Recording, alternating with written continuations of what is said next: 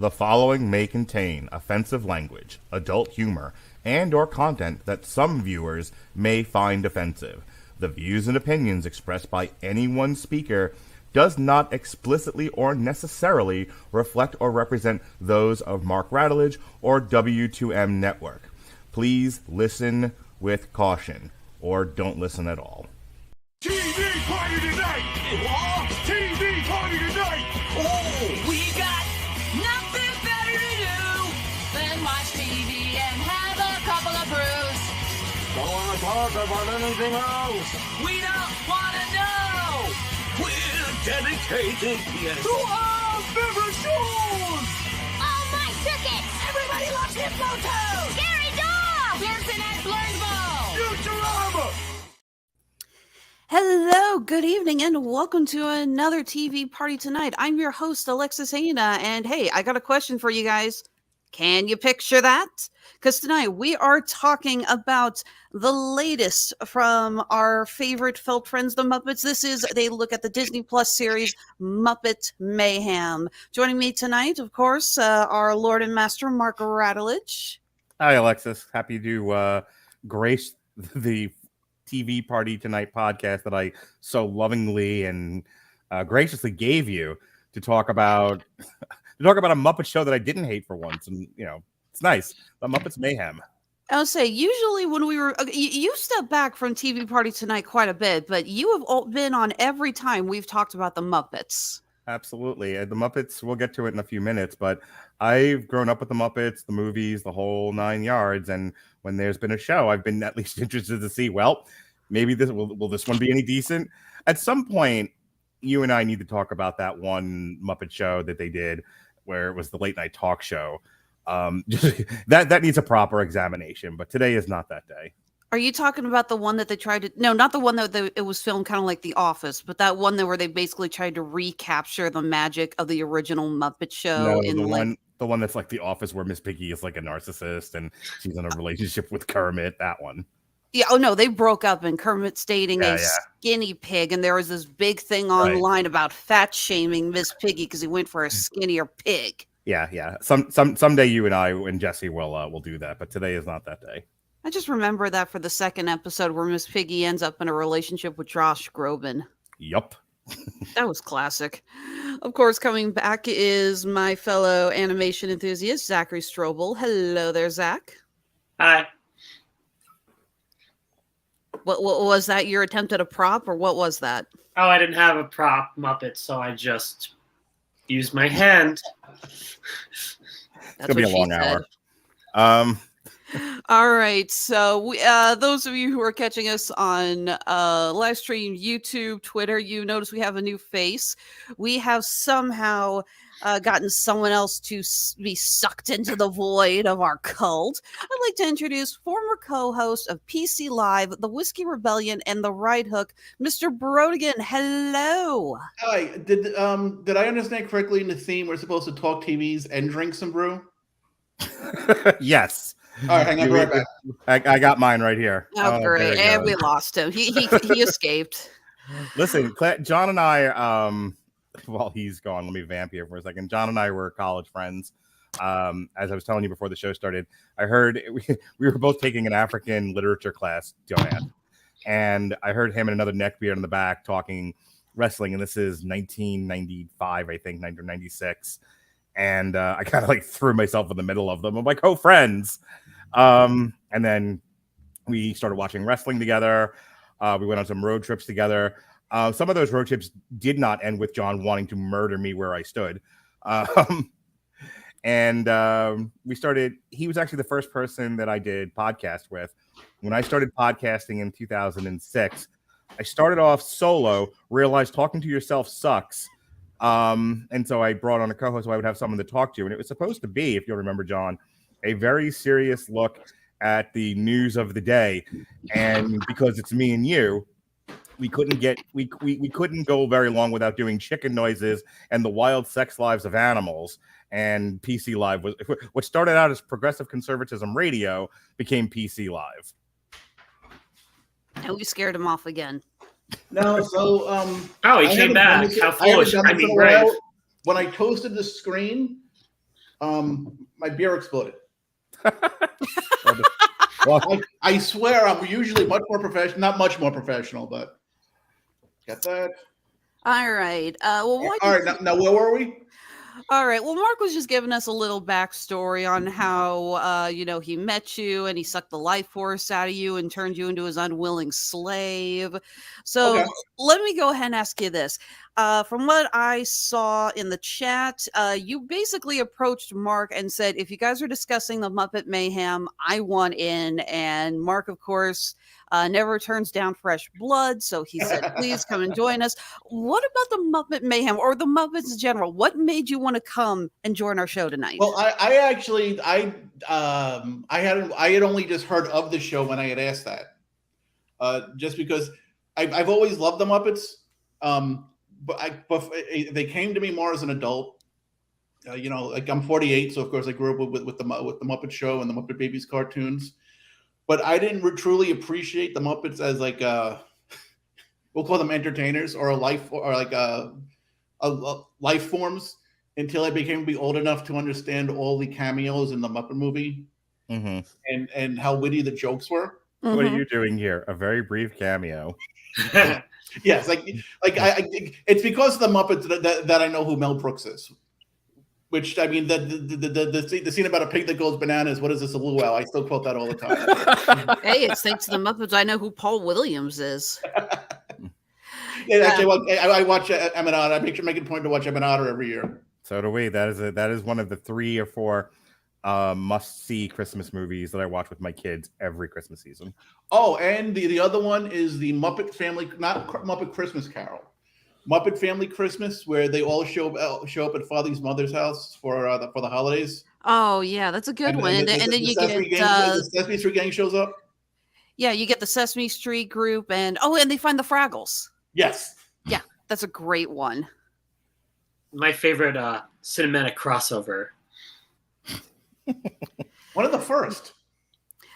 Well, me personally, I'm 38 years old, so I was a little too young to actually grow up with the Muppet Show on its original run, but it got tons of reruns on Nickelodeon, TNT, and a lot of channels like that. This is before Cartoon Network and streaming, folks. I am a little older than I'd like to admit. And my parents had given me a ton of VHS tapes that were kind of like those Muppets Greatest Hits compilations, that would have various sketches throughout the years, a couple of different musical guests on there. I still remember that my favorite one had Harry Belafonte. May he rest in peace. He passed away not too long ago, and it had that musical number with the African puppets turn the world around, and just how incredible that was.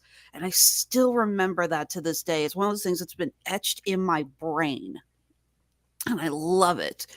Mark, you were also talking about how you grew up with the Muppets. And you still watch Em and Otter every Christmas. Of course, that is a Christmas classic. Yeah, I'm a year younger than John, so I grew up contemporaneously with the Muppet Show. I actually had one of those tin. If you grew up in the era of the 80s, you had tin lunch boxes. I had one for the Muppet Show with the thermos in it and everything.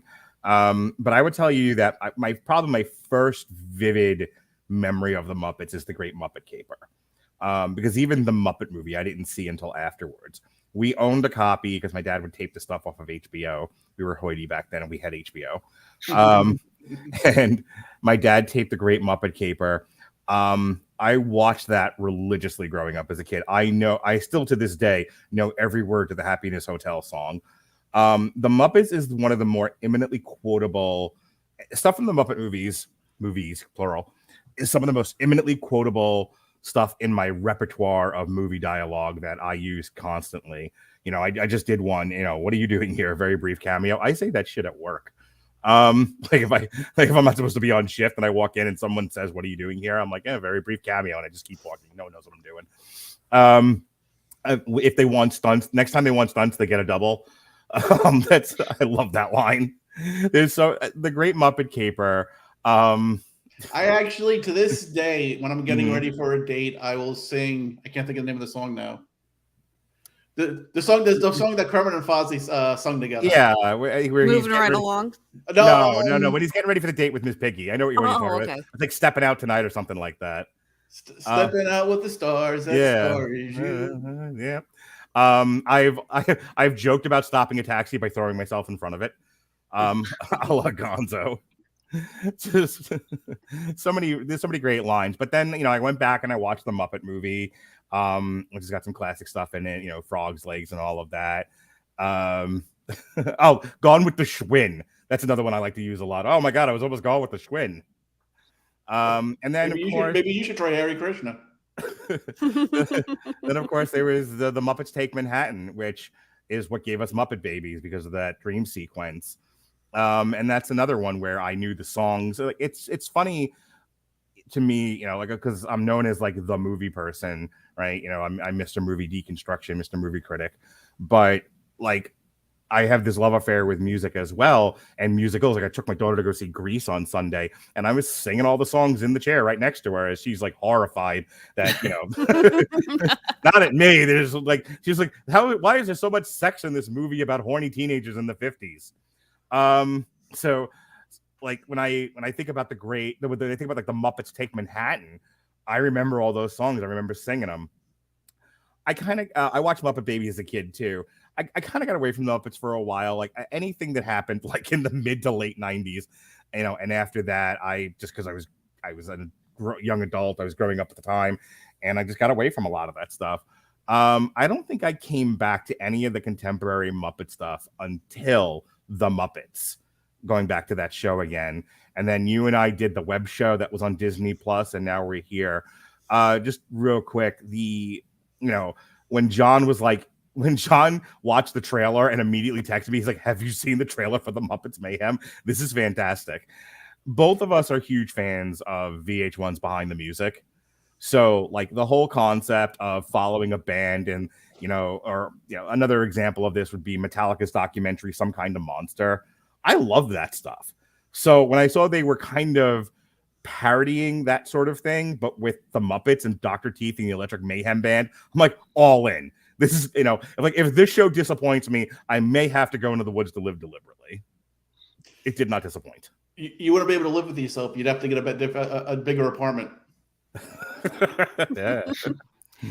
All right, Zach, why don't you tell us a little bit more about, again, you're around the same age as me, so obviously, you didn't grow up with the Muppets when they were in their, original run, but how did you get into them, I think I got into the Muppets kind of backwards. Like I didn't, when I first got cable when I was 5, I got Nickelodeon, and then they would play all the time Muppet Babies. So that was my first introduction to the Muppets, not like the Muppet Show or. No one's going to hold that against you. That was a lot of people's introduction to the Muppets. Yeah. I always laugh at how many people point out that Muppet Babies was actually their introduction to a lot of pop culture. There are so many people I know who admit that they learned about Star Wars through the Muppet Babies. I don't doubt it.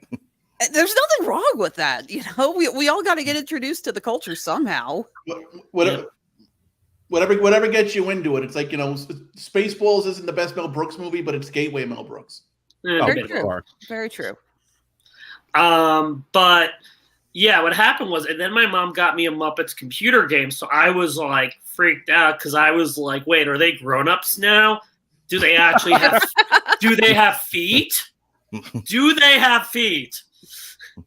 And and then my dad, he was like, because the thing is, we would go to my grandma's house and she didn't have cable, but there was like a general store because my grandma lives in the middle of nowhere, like the middle of nowhere where you would get murdered but anyway, she would rent tapes, so we would watch the Great Muppet Caper. And I mean, I didn't really own a lot of Muppet stuff on VHS except for this one, but other than that was my one prop, by the way. And I like them all right. What I think I never found them like. What I really like about the Muppets is I like the characters and like how they stick with you and how they work off each other. So I think that's what I really like. And I like the original movies. my favorite Muppet thing, I think, was actually that show that nobody liked in no, not the one in the 90s. No one liked that. But the one for ABC, like that I actually thought was really funny. Like, See, I like that too. Oh, nice. The one that we were just talking about with Kermit getting a new girlfriend. Yeah. Yeah, because what I like about that show was I like how like it was very consistent, how it was like they always break the fourth wall, but since they know they're in a show, like a mockumentary show, like it makes it more natural though. And I really like those. I actually like those two more recent movies that came out. The ones like the Muppets. The one with the kid from How I Met Your Mother. Yeah, Jason Segel. Yeah. Or as they say in the advertisement, Jason the Seagull. Now, I really love that new Muppets movie. And I still remember going with my then roommate and a bunch of friends. And when the Manor Muppet song came on with Jim Parsons making a cameo, we were falling out of our chairs laughing hysterically. And when they started playing Rainbow Connection, not a dry eye in the house. We are all crying our eyes out. Nothing makes me cry like the Muppets. Mm-hmm. They're very heartfelt. Yeah. Hell, The Muppets Take Manhattan was actually the first Muppet movie I was introduced to, and I still can't hear the lyrics to Saying Goodbye without tearing up. That was the first time I cried in a movie. Mm-hmm. In the theater. All right, so yes, we are here to talk Dr. Teeth and the Electric Mayhem's series that just came on Disney Plus called The Muppets Mayhem. Let's see here, brought to us by Adam F. Goldberg Productions, The Muppet Studios, ABC Signature, airing on Disney Plus, 10 episodes, stylized as a junior A&R executive named Nora, played by Lilly Singh, discovers that the Electric Mayhem were signed a contract with their record company to publish an album, and despite 50 years of touring, they have never actually sat down and recorded the stupid thing. So she decides to go out and get them and say, so, you need to still do this. And it's 10 episodes of her trying to corral what is pretty much uncorrallable. Yeah, so trying to get them to start the herding cats. Yeah, pretty much.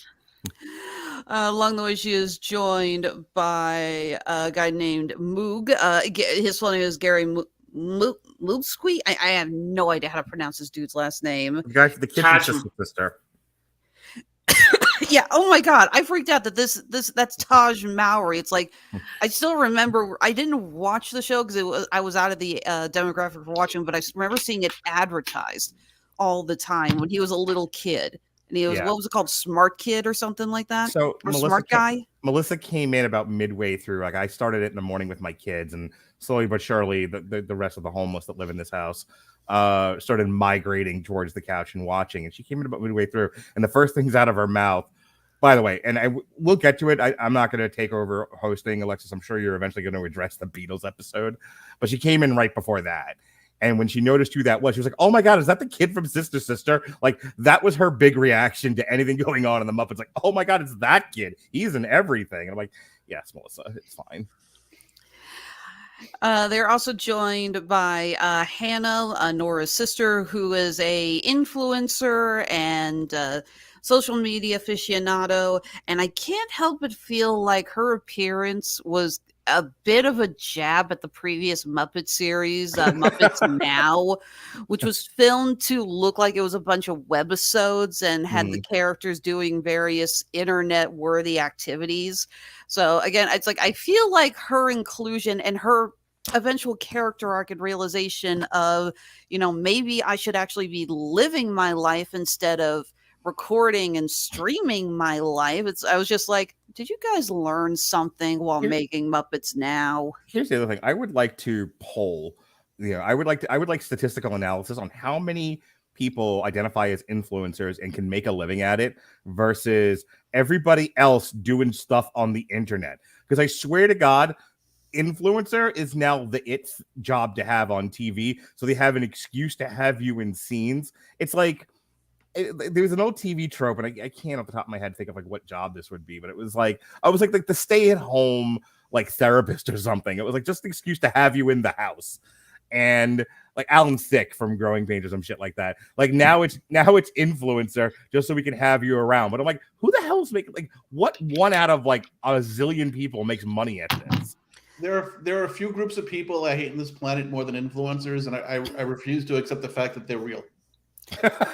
Yeah, I'm not gonna lie. You know, I'm a Comic-Con vendor, so I tend to make the rounds with a lot of people who do make a living through strictly online business practices.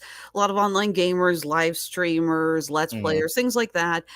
And yeah, I have come across more than a few influencers, and I swear to God, I just want to like hold them down and just stare them in the eye and go, it's not a real job.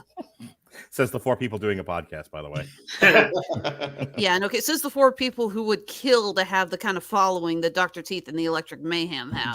John and I have been saying since we started this crazy podcast business in the year of our Lord 2006, we can't wait to sell out. Oh yeah, we were dying to sell out at that time, and we still are.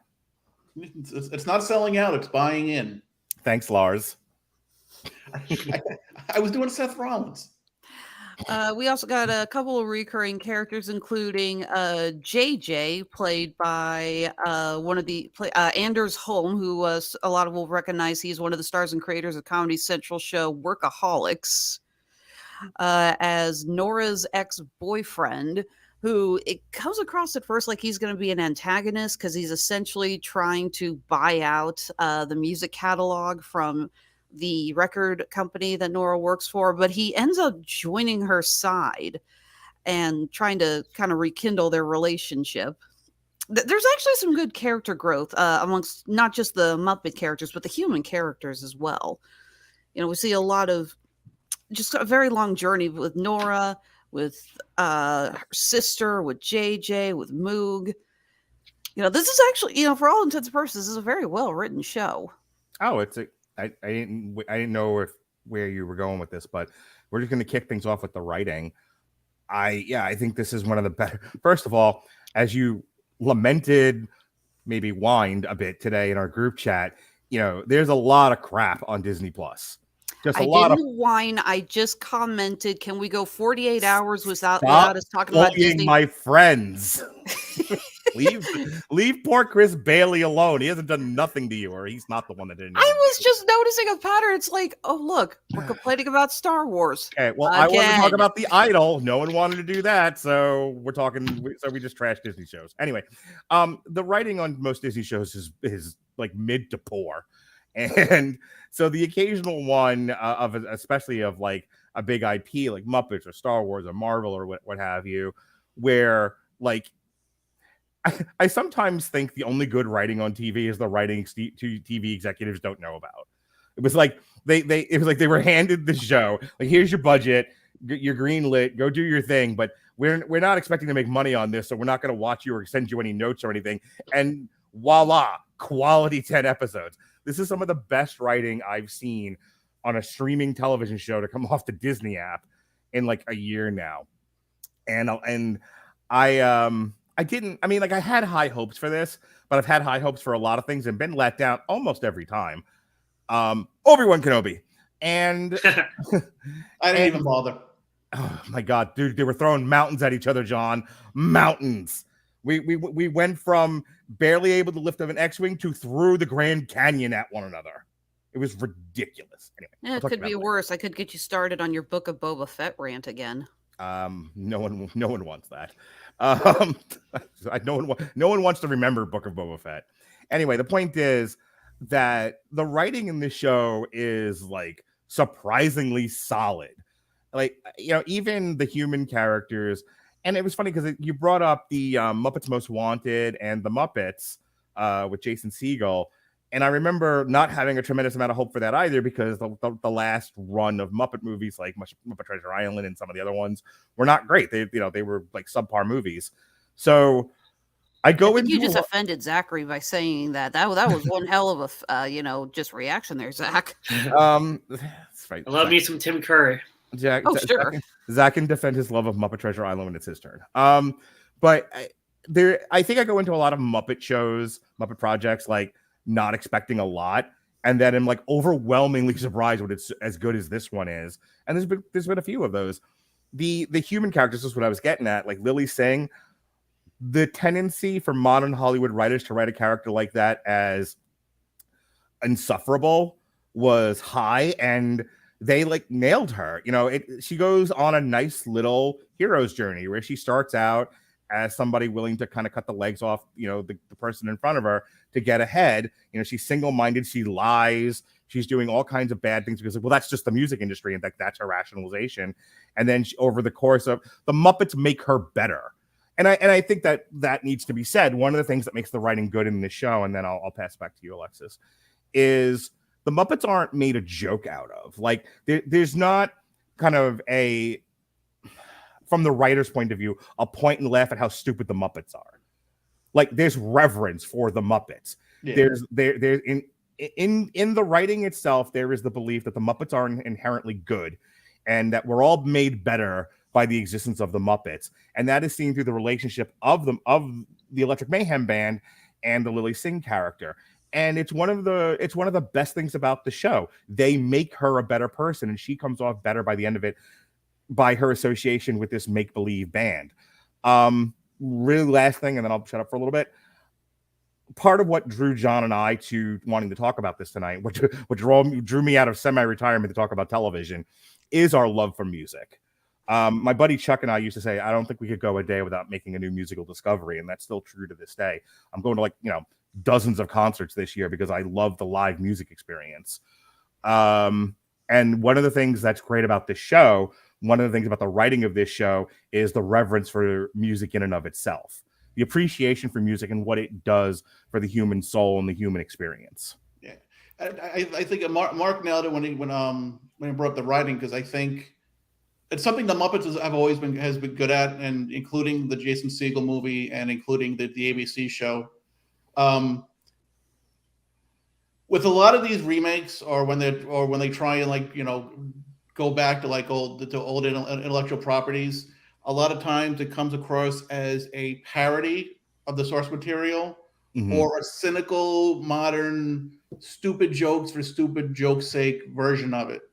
And with everything they've done, well, not everything, but most things they've done with the Muppets, they've kept the core value of the Muppets of just being something to make, literally, as they say in the Muppet movie, millions of people happy. Yeah. And that's something that's always come across. And as far, and also like Mark said, when how like the show to me wasn't even about the Electric Mayhem as much as it was about like the love of music and everything music does for people. Because I know, like, the first 4 episodes, I was crying, like, for the first 4 episodes. Each featured song in those episodes is a song that usually just, cuts me. And 2 of them were songs that I used to dance to with both of my nieces when they were babies. Aww. So as soon as the songs played, and especially when the part where Floyd, opened the door and Animal was there, I was a mess. But it just, because it gets to the core of who I am as just like someone who just like loves and consumes and lives for music. And I think that's something that the Muppets did that I haven't seen another property do since like Almost Famous. Well said. And speaking of the music, let's go ahead. We were talking about the cameos, and as always, this does not skimp on the I've got Morgan Freeman dressed as Zoot. Out of all the actors they could have gotten for the Zoot part, they got the voice of God. That was some Zoot suit. The only way that's funnier if it had been Samuel L. Jackson. I've mentioned this before, Mark, when we reviewed Muppet properties. So my husband is from Romania, and I still remember the first time he came in, I was watching, I don't remember which Muppet movie I was watching. I think it may have been Muppets Most Wanted. And I'm watching it, and he comes in and he sees all the celebrity cameos and everything. He's like, well, what's with all that? I'm like, you don't get it, hon. being asked to make a cameo in a Muppet property, not a role, not an actual like major part, but just a cameo is like the greatest honor you can get working in Hollywood. You think about I personally don't want to spend too long on it. You can, the three of you can if you want, but I have to say, like, the Muppets is one of those like pure innocence things, which is funny because, just as an aside, Muppets always skated that line between as many things did, and Robert pointed this out in our Megan review. A lot of the stuff that we grew up in the 80s, that we grew up with in the 80s and some of the 90s, there was adult stuff in the children's stuff. Writers of that era really knew how to skate the line between family entertainment and stuff for adults. And a lot of it blurred that line. And the Muppets was always really good about that. Of like, this is just childish enough for children to appreciate, especially some of the more sight-gaggy physical humor. But if you listen to the dialogue, if you listen to the jokes, it was cutting, it was biting, and it was the kind of things that made adults go, tee-hee, you know, and like, whoa, that's naughty. To the point where they got somebody as dirty as Richard Pryor to do a cameo in one of the movies. Yes, the Ice Cream Man. Yeah, like, look, if you can get Richard Pryor, who made like the N-word a household name, like, and he's like, you dirty crackhead comedian who set himself on fire. Yes, would you like to be in the Muppets? Would I? Like, if you can get somebody like Richard Pryor to do your Muppet movie, you know that you have touched the vast majority of Western civilization. No, he was the balloon salesman. Bob Hope was the ice cream guy. Right. Either way, I thought it was the balloon. Well, I'd like to remind you, in the first episode of this, we got freaking Tommy Lee doing a cameo and actually saying that the Mayhem tattoo on his chest was from Electric Mayhem, putting it on him when he was. So if you know that his actual band is Methods of Mayhem, that's even funnier, by the way, because I've listened to Methods of Mayhem. I love the song, and I was like, I think it was like eating breakfast at the time while I was watching this. I like snorted like orange juice out of my nose. I was laughing so hard. So I want to ask you guys, though, what was your favorite cameo in the series? Start with Zach. He hasn't had a lot to do. John and I are going to continually just like beat him up through this entire podcast if you don't give him a shot. All right, Zach, what was your favorite cameo? The Weird Al cameo. It's a solid one. I love that. It's just like, and you got Floyd making fun of him for only doing parody songs. Like, I have an original song on every album. That was great. He had enough to do an entire 2-hour set. I know, because I was there, much to my children's disappointment.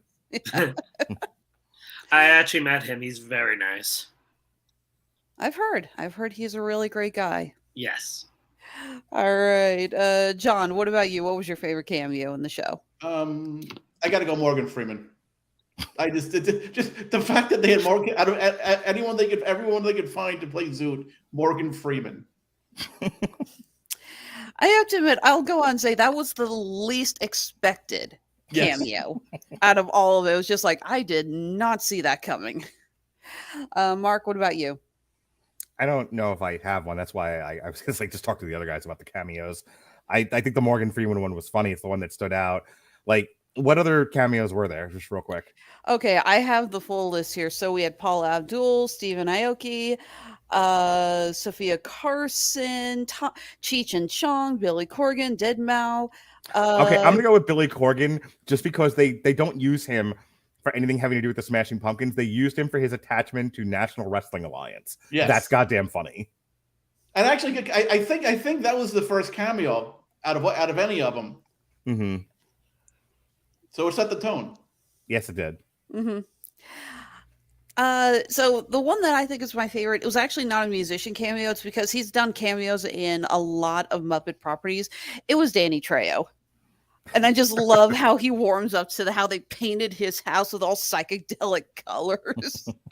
Just like, yeah, they painted my house. Oh my God, that's awesome. I love that. And yeah, Trejo he was in Muppets Now. He was in Muppets Haunted Mansion. So I just love that they basically called him up. Oh yeah, he was in Muppets Most Wanted. So I love they just called him up like, we're doing another Muppets thing. He's like, I'm in. Maybe he's a Muppet. Could be. I did joke when I saw him in Muppets Most Wanted because he appears as one of the prisoners in the gulag. Good night, Danny Trejo. I just remember watching that, and when they see him, it's like, oh, of course he's playing a prisoner. I'm pretty sure he came with the set. Seriously, though, Mr. Trejo, we adore you. You're awesome. And we like your donut shop. And taco shop. And a taco shop in Los Angeles. Trejo's, I forget what the donut's called, but I remember it's Trejo's Tacos. It's really good, but if you're willing to spend $10 on a taco this big, that's really good, as one usually does. Yes, it's like in the middle of Hollywood. It's actually right by the Muppet Studio, actually. Oh, wow. Yeah. See, the only cameo I didn't like was Kevin Smith, just because everything Kevin Smith related is everything I hate about him now.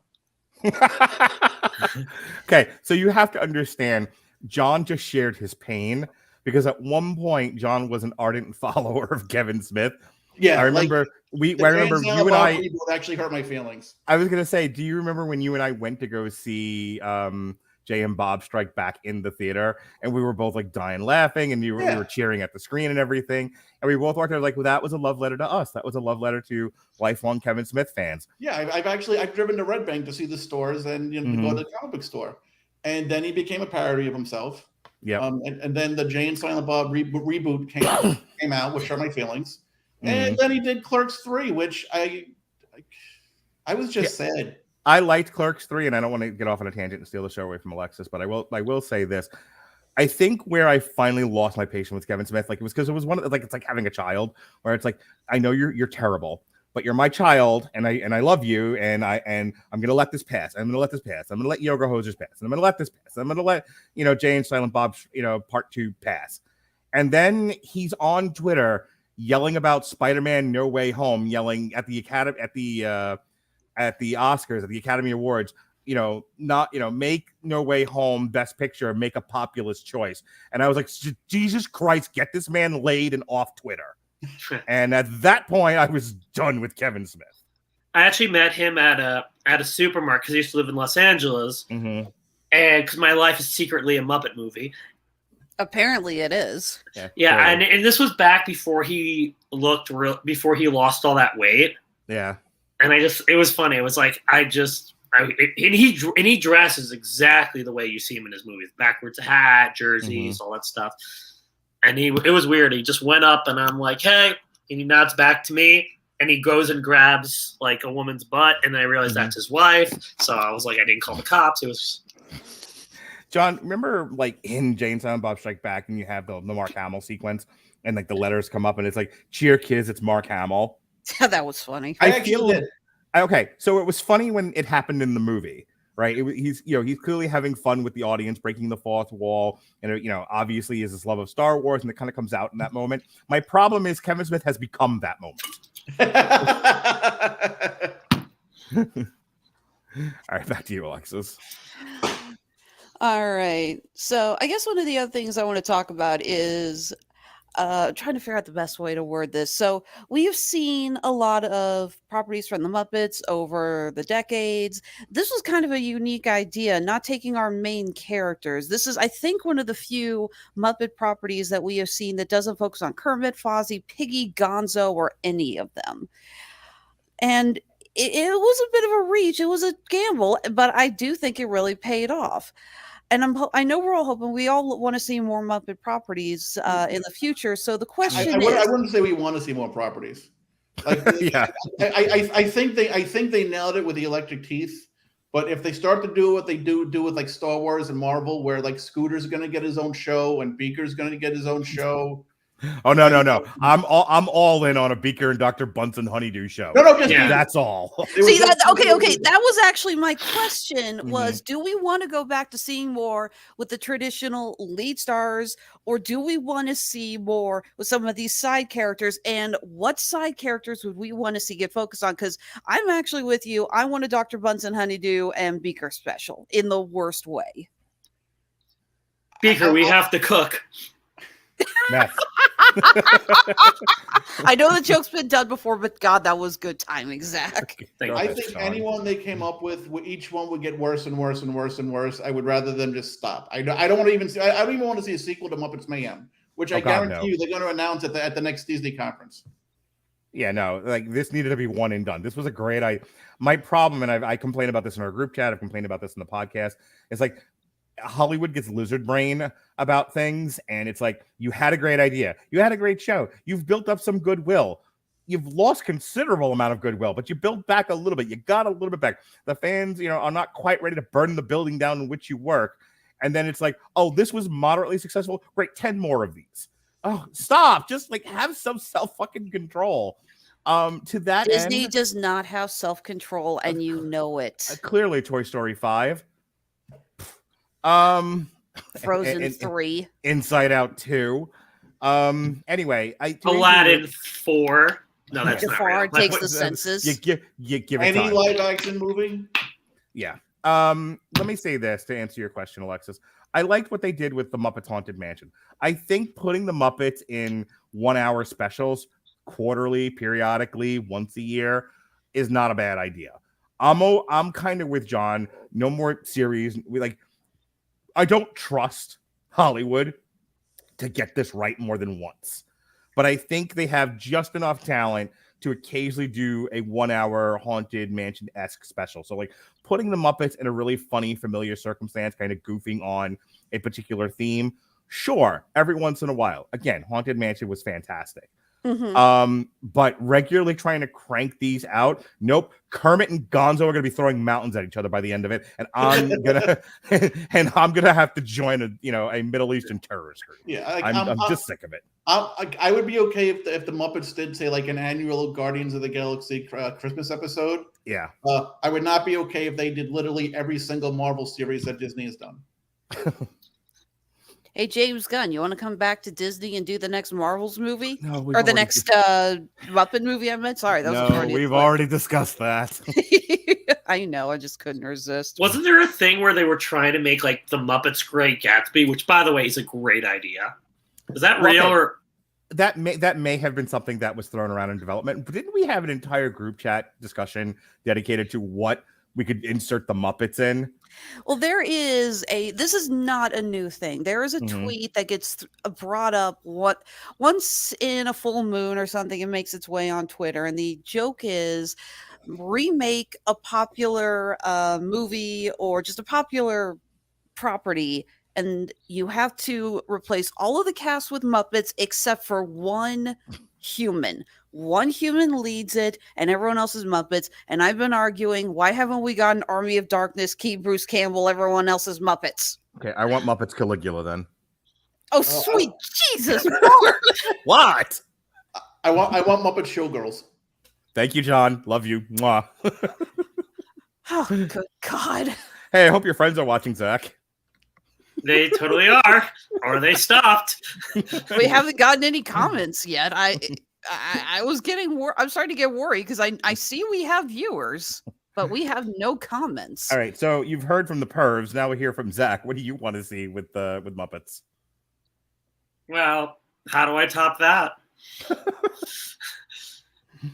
Like I said, Great Gatsby. That would be cool. No, I just want that. Okay. Okay, well, do we want more of them like adapting classics, or do we want some more original stories? I mean, again, we can go back and forth and arguing about the popularity of Muppet Christmas Carol, Muppet Treasure Island, and such. And Zach, I'm with you. I cannot say a word against Muppet Treasure Island because to do so would be to insult Tim Curry, and I just don't have it in me to do that. I've got one more. What? Muppet Story of O. Stop asking me to answer your question. Okay, so moving on. Hey, now that's my gag. Well, then you shouldn't have put me in charge of the buttons. Move this on, sweetie.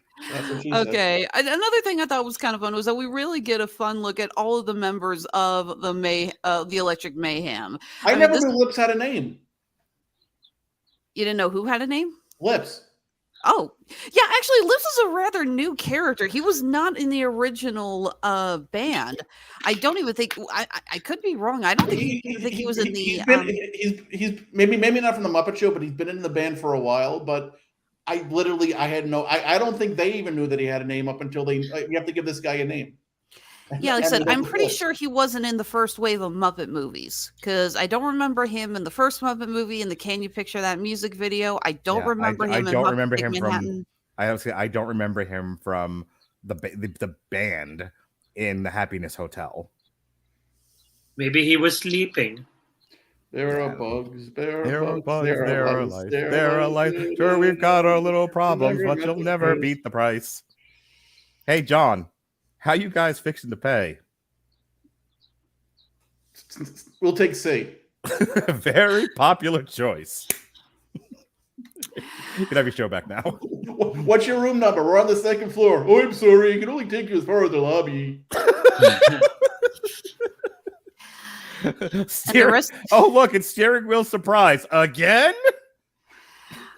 I'm sorry, folks, but apparently there was definitely no lips in the Muppet movie. Oh, hang on. There's a picture here. Oh no, there was definitely no lips in the Muppet movie. But there was Big Bird. Big Bird. Yeah. No thanks. I'm on my way to trying to make it in public television. Well, good luck with that. Moving right along. But looks I'm fancy free. I believe you had a question for us, Alexis, that we totally derailed your podcast. Well, then you started singing my favorite Muppet song. Yes. All right, so like I said, we get an Interesting. interesting. Was the results first from? All right, John, leave her alone. You guys keep this up, we're gonna get dinged on YouTube. I hope you know that. If we keep this up, they're not going to know you from Kosher Bacon. So you were asking about the various people in the Mayhem band, Alexis. Yes. First off, before we actually start talking about the characters, I do think it is important to point out that ever since the Electric Mayhem was founded, there is only one voice actor, one puppeteer. I don't know exactly how you want to, classify him, who has been there. Muppeteer, yeah. Who's been there this whole time, and that is, please God, let me pronounce his last name right. Dave Goelz, who is the voice. Goelz, is that it, Zach? I believe so. I thought it was pronounced Dave Grohl. I made that same joke. Wait a minute. How the hell did they not get Dave Grohl for a cameo in this? I mean, something? I was actually disappointed in that, only because he was in the Bill and Ted movie, yeah. In Reno, and in the ABC show, he had the drum off with Animal. Because every drummer deserves to have a drum off with Animal. Yeah. So I was like, I remember not disappointed like everyone in the show. I'm just like, oh, there should have been Dave Grohl in there.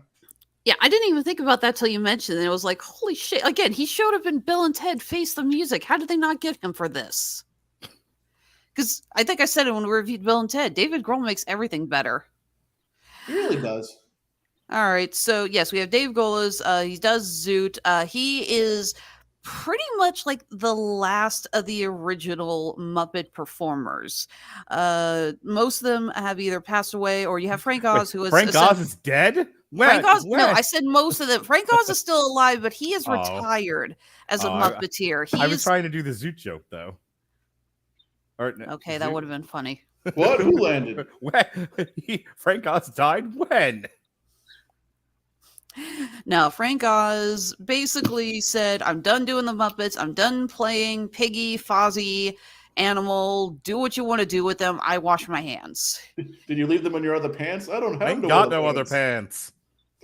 I'm sorry. Okay, so how about just for the rest of this, we just start quoting Muppet movies or something? Because I feel like that's as far as we're going to get into this. No, please continue to do the show. We'll just keep interrupting you. It's fine. No, I just wanted to talk. This is also the puppeteer who originated Gonzo on the Muppet Show, and I just think it's quite fascinating that he is still there, and he's still doing Zoot, and he is still performing. The weatherman was right. It is raining cats and dogs. No, we're bears and frogs and Gonzos. He's also does Dr. Bunsen Honeydew. He took over as Waldorf after Jim Henson's death. He's also done work on Fraggle Rock, Dark Crystal, Labyrinth. So yeah, it's just kind of cool that we still have one performer who's holding on there and still part of this. But again, going back to what we were talking about, we do get to learn a lot more about the various characters. We actually get a backstory with Dr. Teeth, who's a real doctor. It's not just a stage name, ladies and gentlemen. That was cute. That was something I actually didn't see coming. And how he met Floyd Pepper. Sergeant Floyd Pepper. No, he got kicked out, remember? That doesn't make him any less a sergeant. So we got that. We get a little bit more with Janice, who apparently, if left to her own devices, will organize a cult. No, that totally tracks Doesn't for surprise me. me. No, I've met girls like Janice, and they could absolutely start a cult. By accident. For sure. The for sure. For sure. Yeah, we got that. We got, Lips, again, who is, compared at least to the rest of the band, a relatively new character. Still a lot of fun, who organizes a TED Talk that no one can understand. Though I do like the fact that he ended that with his version of thank you for coming to my TED Talk. That was great. TED Talk. We even get kind of a look into Animal's psyche, which is so weird because if you grew up with the Muppets, you never really thought of Animal as anything just pure chaotic energy in fluff. He's actually supposed to be a caveman. I actually looked it up. I could see that. That makes sense. But yeah, we get an episode where Animal, they're recording in, oh my God, what is the name of this dude? Zed. No idea who that was. That could have been a completely made up character. I wouldn't have known. I didn't know either. There are a couple of the newer artists I had to look up and think, oh, he's real. Yeah, there were a few of them I had to go on to Wikipedia. It's like, oh, okay, I'm just old. Good to know. Sophia Carson, I knew from the Descendants. I did not know who she was. You're not missing much. Yeah, I'm well aware of that. Yeah, there was a handful. I still love Dead Mouse cameo where he actually took the helmet off. And he was like, why do I keep this thing on? It's like, oh, fresh air. But yeah, so they're recording with Zed, and Animal mishears them because they're talking about barking dogs and discussing how they're going to be essentially replaced with just all this DJ equipment. Animal thinks they're talking about replacing him, and he quits. And he just runs off, and we get a hilarious cameo by our favorite voice of Sonic the Hedgehog / cameo appearance in Renfield, Ben Schwartz. And Animal trying different jobs and actually finding his calling as a hibachi chef with a criminally underused James Hong cameo. Because there is no such thing as a bad James Hong cameo, in my opinion. And if somebody wants to take over talking about that so I can mute while I try to get my dogs to calm down, I'd appreciate it. Let me ask you a question regarding, I'm trying to keep up with where I think she was leading us. This is the most personality they've ever given anyone in that band. You know, they were the house band on the Muppet Show, and because of Animal being in Muppet Babies, Animal always got a lot of play in the movies. But like Dr. Teeth, Janice, Zoot, Floyd, they were all just they were good for zingers, one-liners, kind of background characters, but they've never been the focus. So let me ask you, do you think, as sort of a vehicle to talk about the love of music, the appreciation of music, I think they work. But as individual characters, did you feel like, boy, are you glad they had to put more human characters in this? Like, I got the impression, this is what I'm getting at and what I want your opinion on, that there was not enough Mayhem to carry a 10-episode series. They were utterly dependent on human characters and other stuff going on, because too much of the Mayhem and you realize they're not good enough to lead their own show. Too little of the Mayhem, and you're wondering why you're watching this in the first place. Then you run into the problem a lot of shows have, which is way too much of the human characters. I think this was just the right amount of Mayhem. What say you? I think what also I like about this movie, I think there was a lot they did different in the show. Like number one, like I said, like they didn't focus on Kermit. Gonzo, Miss Piggy. And as much as I love those characters, I feel like it would have been too obligatory if they were there. Yeah. Like let it be their show. Yes, agreed. Also, what I like is the Mayhem is very manic, very madcap. But I also like the approach they took to it. Like, I know they didn't, because they knew the band was going to be crazy because they're Muppets and they're crazy. So I like that they kind of made it a little less meta, a little less, not breaking the fourth wall. Because I felt like if the characters, because the thing what I like about it is the human characters, they took it very seriously. So I feel like that was a good balance. Like, they can be crazy. That is a staple of a properly written Muppet show. The humans have to believe they are in the world with the Muppets. Like, this isn't abnormal. They can't be like, oh my God, it's Roger Rabbit. Like, how did a cartoon come to life? No. They know in this universe Muppets are real, and that's not the issue here. See, that's always been the joke with previous incarnations of various movies, is that how believable is it that the actor is talking to the Muppet and you never for a second doubt that they believe they are talking to a puppet. Again, going back to the whole thing with Tim Curry. Tim Curry acts around all those Muppets and he treats every single one of them like they're a fellow cast member. And he is acting around his fellow actors. And that's what makes his role so much fun in that movie.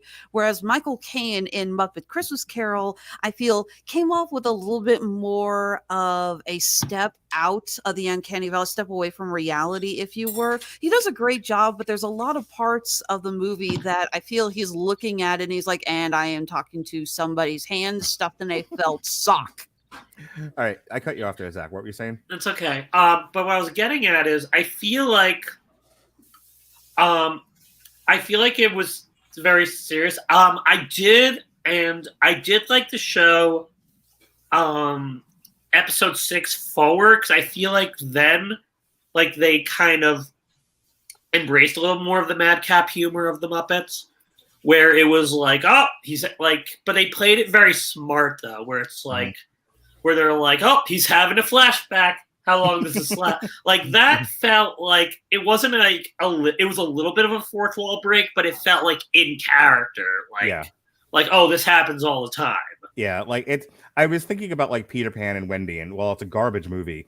One of the things that we talked about is that, the Peter Pan story really is about Wendy. It's about her journey, and Pan is this sort of agent of chaos that takes her on this journey and self-discovery and realizing it's not the worst thing in the world to be an adult. Some might even say it's something that we should aspire to. Anywho,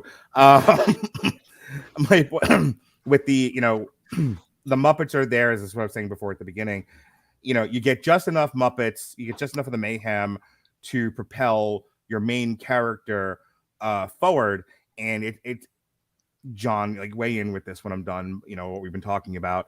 But she's written well enough that you want to see her succeed. You want to see her get better. You want to see her complete her hero's journey, which is sometimes because the writing in Hollywood these days is so bad that you end up not wanting to cheer for your lead human character. You want to see her fail or just get off the screen altogether because she's Ray Palpatine. But in this particular case, I think what you were saying, Zach, about the way that they use the Muppets was just enough. What do you think, John? I thought it was the perfect amount. I mean, I was surprised with was it Nora? Yeah. Nora. Nora. I was with Nora only because I find Lilly Singh to be criminally unfunny, and as soon as I saw her just doing that tired old Kiss joke, it's like, no, rock and roll part of every day. Waka waka. I was afraid. I'm hip, children. Hey kids, it's Mark Hamill. But I actually, I wound up enjoying a character, and I liked how just when you thought it was going to zig, they zagged. Like, they set it up to where the entire show was going to be about her lying, and then eventually in like episode 9, the band was going to find out that she's been lying to him this entire time, because that's what every other TV show does. Yeah, and then we get the cliche liar revealed story arc where everyone's like, you lied, and that's all that matters. And then they break up, and everyone goes their separate ways. Yeah, and they rectified that, I think, in like episode 3, so that was good. And even you knew the band was going to break up at some point, because that always happens, and you need that to move the story forward. But they broke up in the most Electric Mayhem way possible. It's one of the more poignant. The show is filled with poignant moments, and as Chris Sheehan tells us about pro wrestling, it's only about the moments. But there were a couple of thanks, John. There was a couple of really poignant moments in the show, and one of them was when Moog tells her, like, once you gave them the cell phones and they started doing their own things, you broke the band up, because what makes the mayhem is that they are together, they are one, they are Borg, they are family. And once they started to develop their own individual personalities and interests, the magic just sort of dissipates. And I like that they came back to that at the very end of when they played the Hollywood Bowl, and they were like, no, the mayhem will always be the mayhem.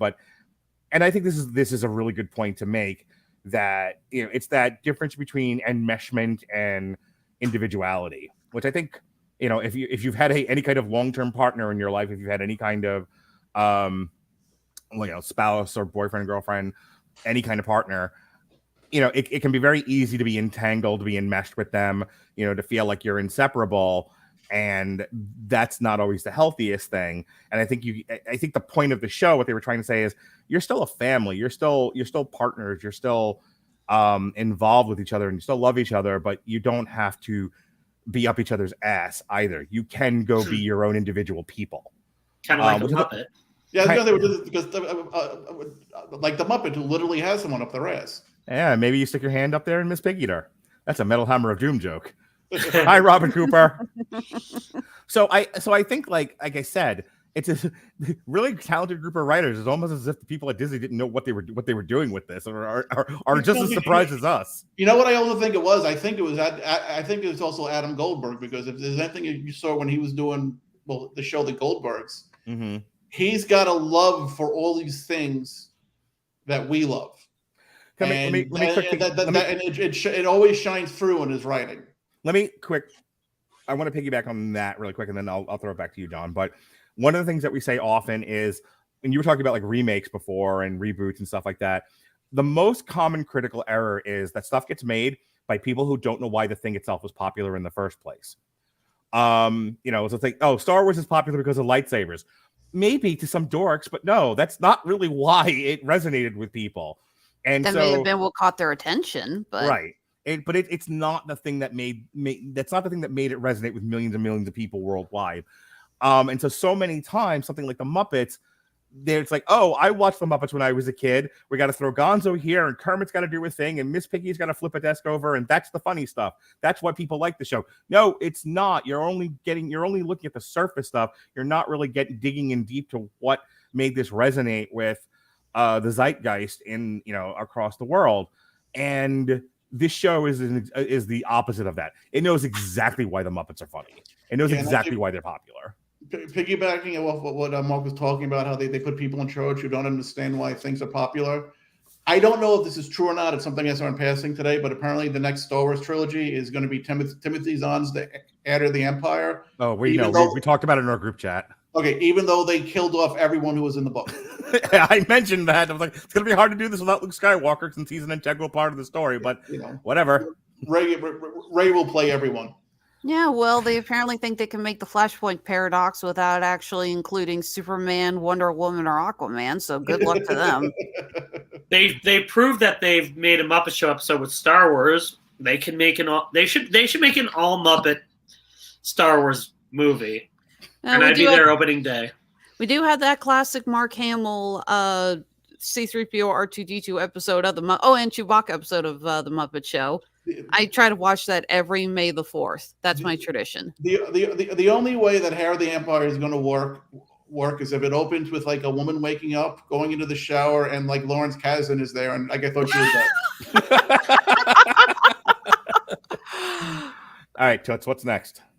First of all, I give you props for that reference. That was legit funny. All right, so we're going to talk about just a couple of the episodes. So yeah, Zach, you mentioned episode 6. That's where we actually get to meet Dr. Teeth's parents, and we get the flashback episodes of him meeting Floyd Pepper. And I thought this was kind of fun. We actually get a backstory for Dr. Teeth's gold tooth. Yeah. Exactly what that is. I mean, again, they really dug in to get some fun backstories on these characters and really get their But I personality. think a lot of it may have been, I think it goes back to Goldberg, because these are probably conversations he's had with his friends like we're having right now over the course of the past 40 years. It's like, hey, I wonder if Dr. Teeth was an actual doctor. And then he decided, I'm going to put that on a television show. I have a weird question. There is no context or time to prepare for this question. But are the movies are they furry movies? Like, I mean, they have fur, and I'll stop talking. Maybe it's best that way. I got nothing. I'm sure there are furry movies that are based on the Muppets that. Well, of course. Okay, so I was curious about something because I might be the only one here who wasn't in love with the whole joke about, oh, he's a real doctor. And I kind of rolled my eyes about that because I'm okay. Yeah, he's supposed to. So I hate this. So Dr. Teeth is supposed to be aping the New Orleans musician Dr. John. And this is the old wiki rabbit hole that Jesse and I like to go on. So Malcolm John Rebenak, better known by his stage name Dr. John, was a singer-songwriter who was influenced by New Orleans blues, jazz, funk, and R&B. Okay, not a real doctor. And it just irritated me that, while I'm saying all these great things about the writing, sometimes it's a little on the nose. It's a little no one bothers to know why his name is that. They were like, oh, because he's a real doctor. No, he's fucking Dr. John. That's why. God damn, pal. Can we be at least a little consistent? I don't know. The dentist thing irritated the shit out of me because that seemed a little too literal. I did like the idea that he has a process because it's the joke is that his parents have shown up out of nowhere and it's like, okay, it's time for you to take over the family business. And Floyd and Janice go, oh God, they show up every so often. They go through the same song and dance and he goes through a process and eventually he says no, because that's what cemented the joke for me. If it was just suddenly dun dun dun, they came out of nowhere, it would have been like, oh really, what are the odds? But the fact that this happens repeatedly, I think made this work so well. And that Nora tries to speed things along and they're like, no, we told you he's got a process. My favorite part of the process was when he proposed to the record executive, and when Nora runs in to say his parents are in town, the executive's like it's like the 5th time it's happened that since she's known him. I was like, oh no, we're not doing this again. Yeah, exactly. So get this. As a young man, Rebenak was interested in New Orleans voodoo. And in Los Angeles, he developed the idea of the Dr. John persona, the Dr. John persona for his old friend Ronnie Barron, based on the life of Dr. John, a Senegalese prince, conjure man, herb doctor, and spiritual healer who came to New Orleans from Haiti. I fucking hate you, Hollywood. Damn you, Hollywood. Damn you. That's another show. Yeah, right. That's not my show. That's Robert's show. And no, it's also, my show, God damn it. Go ahead, right. Dr. John was the doctor of voodoo. Dr. Teeth is the doctor of dentistry. I don't understand what your problem is. Ugh, of course you don't. Pain my ass. Okay, talking about a couple hours ago, we have one with them going into the desert to kind of find inspiration, and I love that Hannah supposedly books them a Verbo, and they go to, they think it's a shack, and then Floyd opens the door. It's like, it doesn't even have 4 walls. It's literally a wall and a door, and that's it. Here's the thing. I knew they were going to be tripping, but they obviously they can't do that in the Muppets. I that they found a bag of 40-year-old marshmallows. That's cute. Yeah, it's like, I thought that was well done. I honestly, I think because now that they own Fox, they should have done hot peppers, but that's just me. And that was also my favorite running gag was Zoot walking up to people at the end of their trip. Hey, you two look good together. Yeah, and I'm sorry, Mark. Was that just a hi, Homer? Find your soulmate. Yeah, it's the Homer Trip Out episode where he goes on the Vision Quest. Yeah, no, that's just always, that's the line I always remember. The talking dog with Johnny Cash's voice. Mm-hmm. That talking, I have a talking fox was just a talking dog. Hi, Homer. I know, Alexis, you're like a huge Beatles fan. I know this because it's one of the many times you and Pat got into a fight in the group chat. Sure John, did you watch Get Back? I started watching it, and for some reason I fell asleep that day, and I never got back to it. Zach, did you watch Get Back? Are you a fan of the Beatles at all? I am not. All right. So my wife and I, on like successive Thursdays on our date night, watched the entire Get Back documentary series. That's my favorite episode of this whole thing. Number one, because like again, Melissa came out midway through, and that was like the first full one she sat through and was paying attention. Of course, she's a gigantic Beatle fan. I think like you and her, Alexis, might be neck and neck. Like knows everything about the Beatles, yada yada yada. Hey, did she actually take a class in London on the Beatles? Everything you did, she did. She also owns a jewelry making company. Now listen, so on the odd day that my wife and I actually get to watch something together and equally enjoy it, this was one of those moments. So that's part of why it stood out to me. But just I remember like sitting there and watching the Get Back documentary with her, and like, I had my thoughts about it. We never reviewed it or anything like that. But you know, Melissa and I talked about it at length while we were watching it and afterwards. They did a perfect recreation of Get Back.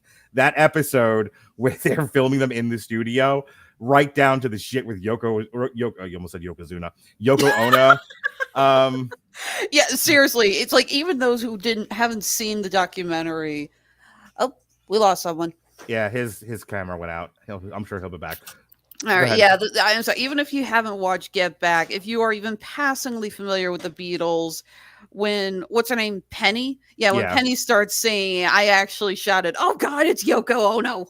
Yeah. So there was stuff like that. At one point, Melissa and I kind of nudged each other, like, "Who do you think's going to leave the studio? Who's going to quit the band?"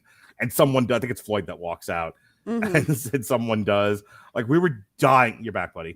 We were dying laughing at that. Like, there were some things early on in the show that I was laughing at, but I mean, the Get Back stuff, right down to the concert on top of the shack, the way they end Get Back with the Beatles. I was in both. Melissa and I are in tears laughing at this. This was good stuff. Like that. That's some sharp writing on you know, and it's so funny because we talked about like the Muppets as contemporary pop culture criticism is a thing. You know, the Muppets as your vehicle to poke fun at stuff in pop culture. I think it gets lost on modern Muppet handlers. Like they don't realize that that's the use of the Muppets. It's to kind of make fun of the culture. And sometimes you miss your window to where making fun of something is relevant. So like, you know, your joke is way too old. We've talked about that on Damn You Hollywood. Like, you know, stuff in some of these movies where it's like, oh, we're making fun of the culture now. Okay, that joke that was like 5 years ago though. Like this is way out of date. Get Back was like, what, a year ago, 2 years ago? Like that's still fairly recent enough to where that was biting and funny and satirical. Didn't Get Back come out right at the start of the lockdown? Not the start of the lockdown. I remember when the lockdown happened, a lot of people said they were going to finally, you know, had to say, oh, now I finally have time. I can go watch that. It came out in November of some such year. Let me look real quick. But we're talking about favorite episodes. The Get Back episode is mine.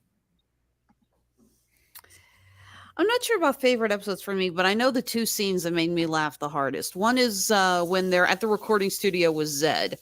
And Animal mishears and thinks he's being basically let go. And he throws that drum pad and it shatters. And Dr. Teacher goes, it was November of 2021. Okay. And I remember, and Dr. T goes, we'll pay you back for that. And Zed goes, that was $80,000. And without even like flinching, Dr. T goes, we will not be paying you back. That and the moment, the opening gag with the head banging, they've all got neck braces. And Nora's like, the doctor told you to stop head banging. And was like, the power of rock and roll compels us. Listen, that joke touched me personally. If you're not head banging to the opening of Master of Puppets, you have no soul. And the fact that they're all headbanging, going ow, ow, ow, ow, ow, ow. It's like, but they're still doing it. They're still making it work. I've been there, as every good headbanger should. If you haven't headbanged and knocked yourself out cold, or at least gotten real dizzy, then you're not a real headbanger. Knocked yourself out cold, gotten really dizzy, or completely destroyed your hair. Either way. That's how Mark lost his hair. It's true. I had bangs, it all came off. He used to be a ginger, long flowing locks. Well, Zach, you mentioned episode 6. Was that your favorite episode, or was there another one you enjoyed more? That was when, honestly, I liked the show from beginning to end, but I think like episodes 1 through 5, it was, well, first of all, I just want to say, like, I think it was smart. Like, usually Disney Plus is like, they do stuff like week by week, but this, I think, was like the first or one of the first times they released it all at one time. And Yeah, they have been in a habit of releasing it like you would a weekly TV series. yeah. But I think 6 is from 6 onward. 6 is to answer your question, 6 is my favorite. But I think that's like I said earlier, I think that's when the show started to like become more consistent. And I like the first 5 episodes, but I think it got a little too repetitive with I was about to say Noah's Ark. I meant Nora's Ark, which is kind of like a pun, but not really. But yeah, I feel like there's just so many times I thought where it's like, oh, you're my sister, and of course I care about you. Hey, Like- John, you're my sister. You're my mother. You're my sister. You're my mother and my sister. My sister and my mother. Yeah, I mean, Sorry. but yeah, I liked it because I actually liked the Muppets arc a little. I mean, I liked Nora's Ark, but it was like I really like I thought it was like the right like Dr. Teeth's arc. I liked his the most because I feel like it was like the just perfect balance of like serious and silly, where it's like how seriously can you take the arc of Dr. Teeth becoming a dentist? Like seriously, but I think they executed it perfectly. All right, John, do you know what your favorite episode was, or at least your favorite moment? I didn't really have a favorite episode, but I think my favorite moment, Floyd when he did have the flashback when the animal was left on the doorstep. Have you seen Guardians yet? What happened? Have you seen Guardians Volume 3 yet? Not yet. Oh, okay. I know where you're going with this, so finish, but then I'll piggyback.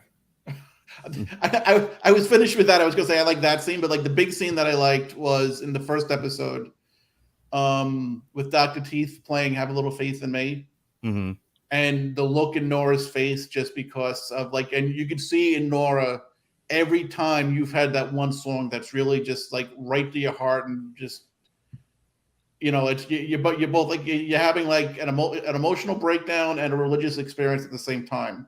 Because of just like that one song that means so much to you, and I mean that was that was the scene where I went from thinking this was going to suck because like it said like Lily Hayes is just criminally unfunny, to where I saw that scene I realized what her character was going to be, and it completely changed my view of the show. So you brought up the scene, the flashbacks where Animal comes to live with Floyd. And it resonated with me too, because anything having to do with the importance of being a dad is gonna, and you're not a dad, you're an uncle, but it's same thing. I know enough of your personal history, to where if we take that stuff seriously, and when you see it on screen and you see it portrayed with reverence, it touches us. That was something, and then also baby animal was fuck baby Yoda, baby animal's where it's at. I refuse to call him Grogu. I call him Fido.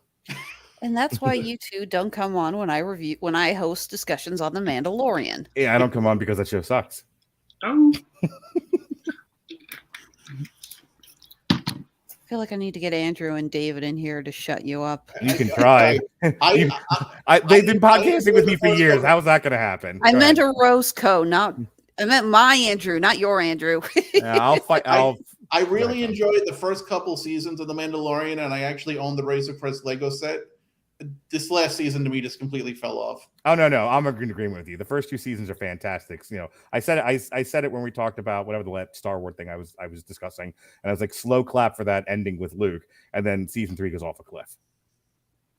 All right, Disney Back to Plus is you. gonna love that. Back to you, hosty host. You're pointing in the wrong direction. Yeah. Right over to your right. Right, I think. All right. So we talked about our favorite moments. We talked about the characters. So we got a lot of covers, as is not surprising. The being the house band for the Muppet Show, Electric Mayhem mostly performed covers, played along with whatever musical guest had appeared with them. We actually get to see a couple of episodes, well, not a couple of episodes, but a couple of moments from the Muppet Show, specifically their cover of Rockin' Robin. And the time they had Elton John on the show, which was cool. And John, you mentioned about Have a Little Faith in Me. Were there any other moments, any other songs that you really enjoyed getting to hear them play? I mean, like I said before, like the first 4 episodes where like I had the 2 songs were the songs I used to sing to my nieces to when they were babies. So I would go with True Colors and God Only Knows. But with the covers in general, I love the fact that they were all classic covers.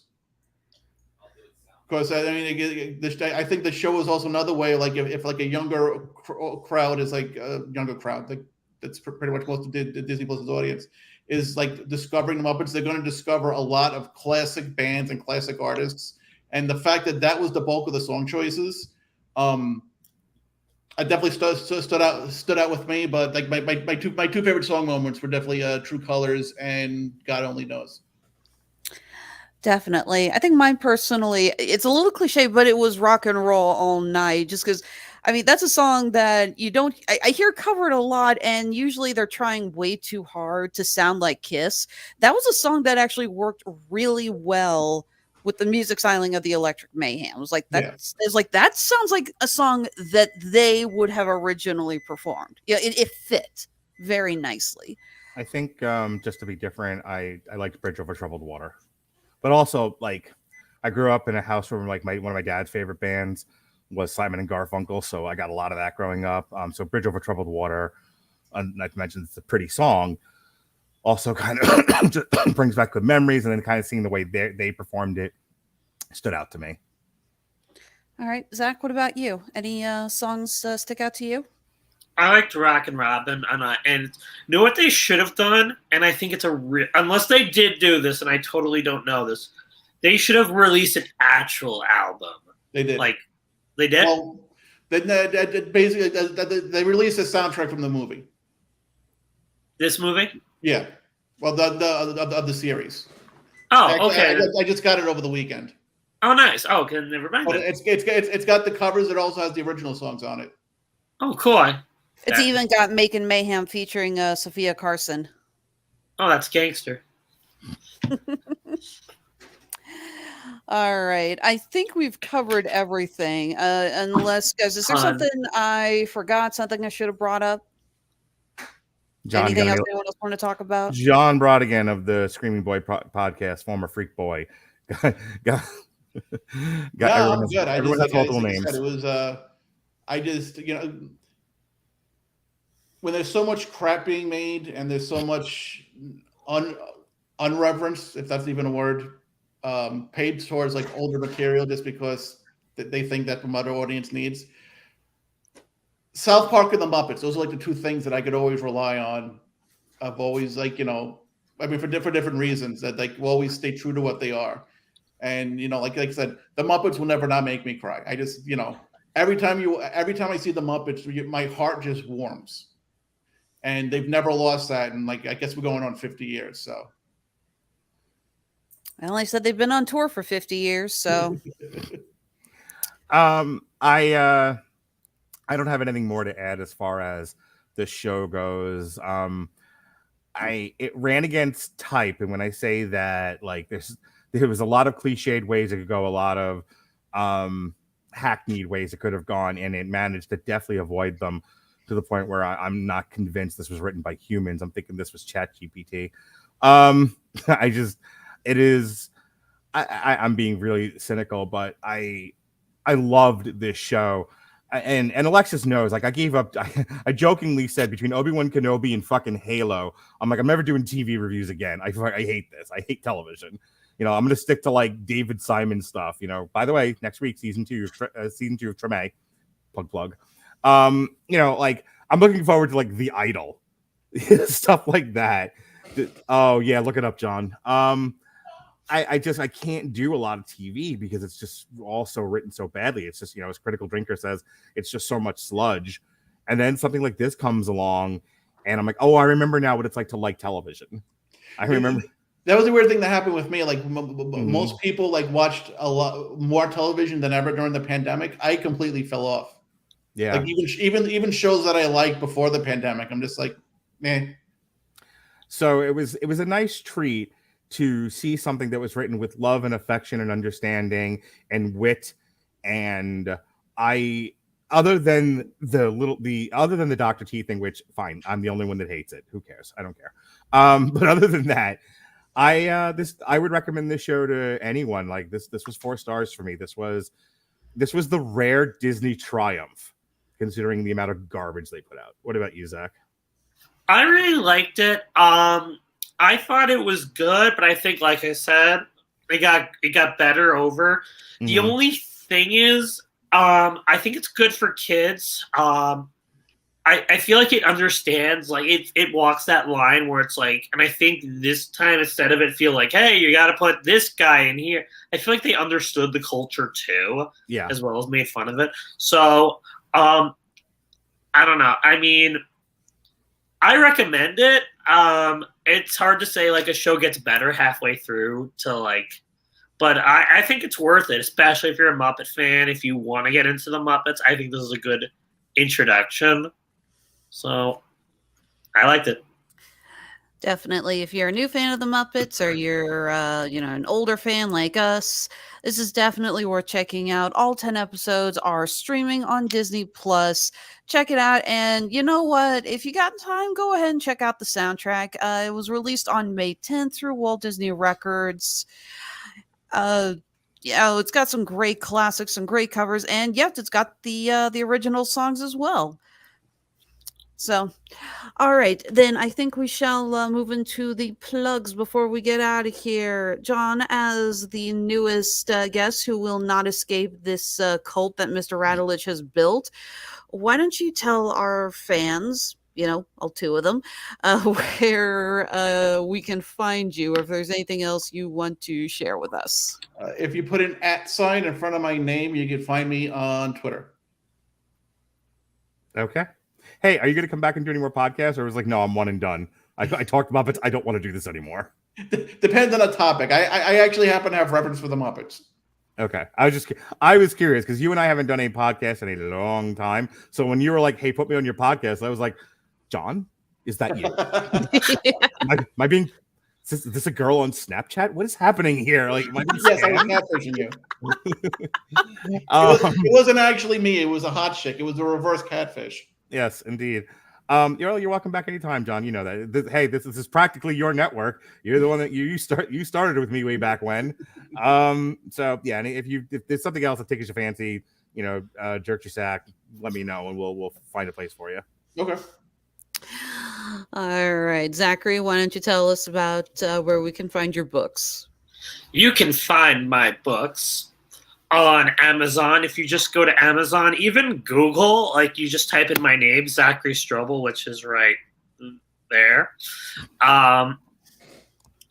You can find lots of fun books. They're great. I mean, for summer reading because school is ending. And we have some books that we have for kids of all ages. We have for younger kids, we've got Quail Tales: The Adventures of Button. For much older kids, we've got Friendship Sanctuary, Dinosaurs on the Moon. What else? We've got Deborah the Retail Worker. Yes, and its sequel, Deborah the Substitute Teacher. Those are real books, by the way, and they're both awesome. And I can believe that Deborah would be a teacher and a retail worker. Yeah, and it actually ties in very well, actually. But yeah, Deborah's just trying to make ends meet. she sure is. Without doing an She's- OnlyFans like every other girl. Yeah, just Yeah, that's gonna be hey, you spoiled the third book. Deborah, the OnlyFans girl. Dude, if you write that one and Alexis illustrates it for you, I will buy it. she's out there trying to make $1 out of 15 cents. Yeah. That's right. She's a giant anteater, but Hey, there's an audience for everything. that is. But yeah, you can find those books. Also made some cartoons in the past. But the books are what I do now, so hopefully, just check them out on Amazon. I think that's where. I mean, they're also on BarnesandNoble.com. I don't know, but I think you get the better deal on Amazon. So, yes. All right. Well, Mr. Mark Radulich, you and I will be teaming up again here in 2 weeks to discuss the Little Mermaid remake that is coming out because you hate me and you want me to suffer. You don't have to be on. You volunteer for this stuff. I don't draft you. Yeah. Let's just say after Peter Pan and Wendy, what little hope I had for Disney live action remakes when I saw Daveed Diggs and Aquafina attached has been smushed out. Okay, Smushy. Yes, thank you, Smushy. So other than that, why don't you tell us a little more about what we got coming up? Yeah, I'm about to show you where I pissed from. All right, yesterday. I'm not going to use that phrase. I hope you know that. I'll use it for you, sweetie. Yesterday, in the year of our Lord 2023 on May 15th, Jesse and I got together for another trilogy of books. Part 1 is us talking Iron Maiden, Legacy of the Beast. It's 25 minutes of me and Jesse discussing this book that's based on some sort of mobile game, which we didn't realize at the time. It was fun. We got Slayer coming up in, I think, 2 weeks, and then 2 more weeks after that, Gwar, or Gasmageddon, I think is what it's called. So check those out. Last night, me and the Protocol son, Jason Teasley, talked You Season 4. Tomorrow, it was originally going to be a triple feature, but as per usual with Robert Winfrey and I, we got into a fight over one of the movies and thought, okay, well, we're going to need more than 20 minutes to talk about this now. So instead, we're doing a split Damn You Hollywood, good old split 7-inch. We're going to be talking Tetris from Apple Plus and then Boston Strangler starring Keira Knightley from Hulu. And that's going to be tomorrow at 9. Thursday at 12, The History of Boxing is back. Myself and the punchy pugilist, Mr. Toxic Masculinity, Mr. Pat Mullen, and I will be talking the Barretta versus Morales trilogy. On Friday, the good boys over at Movies That Don't Suck and Some That Do, they will be giving their take on Peter Pan and Wendy, and Beau is Afraid. This weekend, we've got Everyone Loves a Bad Guy Saturday and Metal Hammer of Doom Sunday. This Saturday is the Villains of Wrestling Territories, and on Sunday, Ailstorm from 2014, Sunset on the Golden Age. We are back in the Treme where people sashay. From the corner to the deuce, myself and Jesse Starcher will be talking Treme Season 2, Monday the 22nd. DMU Hollywood is back, and it's better than ever. Tuesday night in its normal time slot, talking Fast X, apparently part 1 of 3. Nothing on Wednesday. And then on Thursday, Evan Bevan, Some Language, Good to His Mother, Walks with Jesus, is coming on Comic Stripped, the show I stole from Alexis. And we're going to be talking Cowboys and Aliens, Yeehaw. That's all for me. Thanks. I'm driving. You didn't technically steal it from me. I created it for you. You just stopped bringing me in. Yeah. Which I think came after you mailed me that book, Jiu-Jitsu, and then we had to watch the Nicolas Cage movie, and then I openly said on the air, I don't have enough drugs to sit through this crap. Yep. And back of the line you went. Yeah, pretty much. Mm-hmm. All right. So as far as my personal plugs, because Mark doesn't pay me, Honeysuckle Rose Creations, where fashion meets fandom at the intersection of geek and chic. We just wrapped up our time at the Indiana Comic-Con. If you swung by our booth, be sure to go ahead and check us out on Facebook and Instagram. We just uploaded all of our cosplay pics of all the awesome people who came by our booth, and go ahead and come check them out. Maybe you can find yourself, maybe you can tag yourself. Either way, they're really great shots. Go take a look. Our next appearance will be at NakaCon here in Overland Park, Kansas. This is a huge anime convention.